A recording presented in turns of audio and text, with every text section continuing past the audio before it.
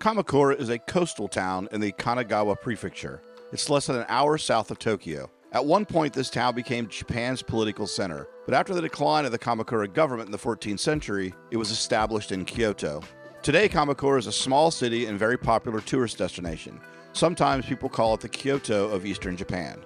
It offers numerous temples, shrines, and other historical monuments. In addition, Kamakura's sand beaches attract large crowds during the summer. So today I made the little mini day trip out to Kamakura. Walked out to the sea. I'm heading to the Great Buddha statue. Seen that once before, but I figured I would go back and check it out again, and then maybe try to check out maybe one or two other temples or shrines. There's so much out here. I don't really plan on seeing it all, but figured I'd maybe have lunch, see what happens.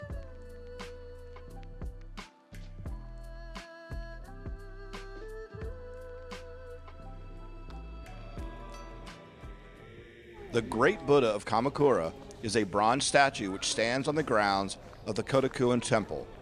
With a height of 37 feet, it has long been the second tallest bronze Buddhist statue in Japan, surpassed only by the statue in Nara. The Great Buddha's origin lies in a rather un-Buddhist quality of rivalry.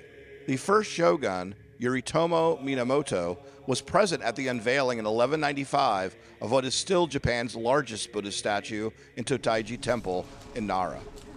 Minamoto's death 4 years later meant he was unable to realize his wish to erect a similar monument in his own town. However, his court lady took it upon herself to make his wish a reality, and with the cooperation of his wife, raised funds throughout the land for this purpose. The first Buddhist statue built with the funds raised was actually a wooden one that was later destroyed in a storm. The statue was cast in bronze in 1252 and originally located inside a large temple hall. However, the temple buildings were destroyed multiple times by typhoons and a tsunami in the 14th and 15th centuries. So since the late 15th century, the Buddha has been standing in open air.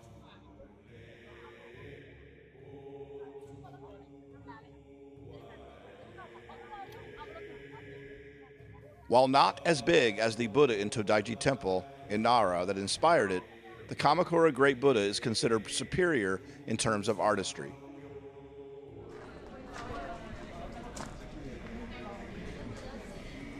It is possible to view the interior of the Great Buddha.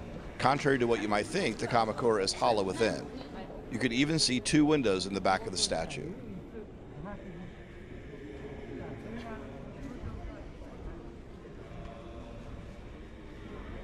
Unlike many other Buddhist statues throughout Japan and Asia, the Kamakura Buddha is meditating. You can clearly see his hands resting in his lap, whereas the Great Buddha in Nara is raising his hands in greeting. So the Great Buddha statue was built in the 13th century as a wooden structure. It has been since destroyed multiple times. I think 1960 was the last renovation after an earthquake. This is kind of the must-see of Kamakura. So the cost is about 380 yen to get in, so a couple of dollars, well worth it.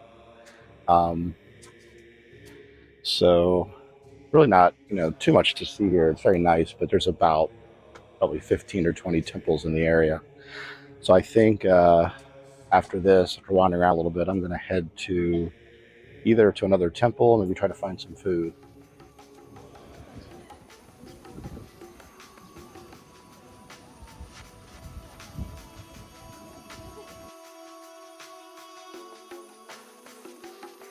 Built into the wooded slopes of Kannon Mountain sits Hasedera Temple. Only a short walk from Kamakura's Great Buddha statue, it's an easy addition to any trip to the area. While the temple is especially well known for its summer hydrangeas, it can be enjoyed by visitors year-round. Entering through the gates, visitors are greeted by lush forested grounds and a Japanese-style pond. Ascending the stairs, you can make your way in past multiple shrines and halls within the temple grounds.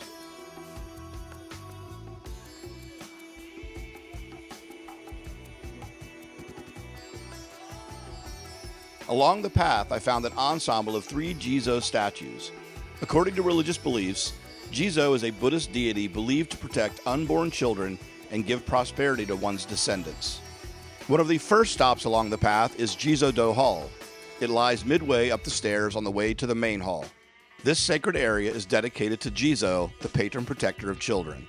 Reincarnation is a central tenet of Buddhism, and parents who endure miscarriages, stillbirths, or even abortions often donate a statue in the likeness of Jizo to ensure a safe passage to the next life for their unborn child. Just outside the Jizo Hall, you can see countless Jizo statues carved in stone.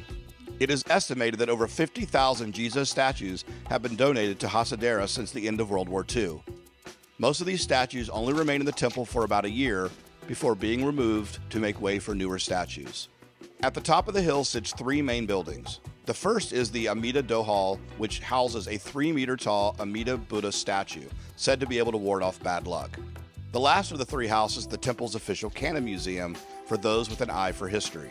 Finally, carefully stored in the main building and unable to be photographed, is the temple's awe-inspiring, elaborate 11-headed cannon.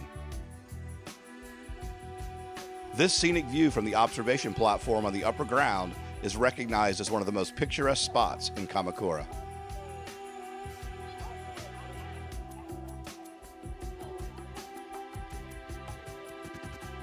So apparently, this place right here, or this complex, predates the Great Buddha statue. I just happened to wander across it. I was getting ready to go for lunch and saw the entrance, so it seems very popular.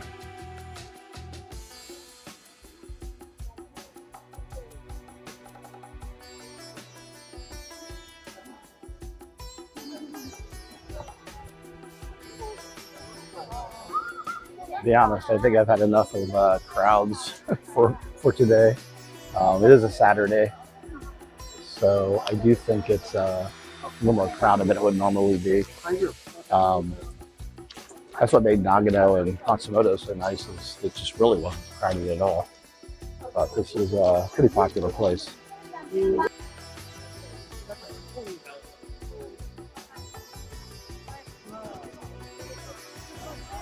So it's about noon, and I think it's really going to start getting crowded, even more crowded here soon.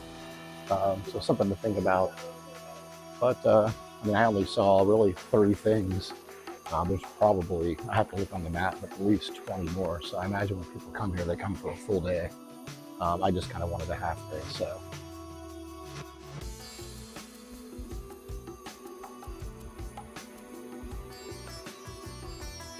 I love all things curry, and I especially love Indian food, but I also have come to like Japanese curry quite a bit. I happened to come across this place, and it seems to be somewhat of a fusion between Indian and Japanese curry, so I had to try it out, and of course, it was fantastic.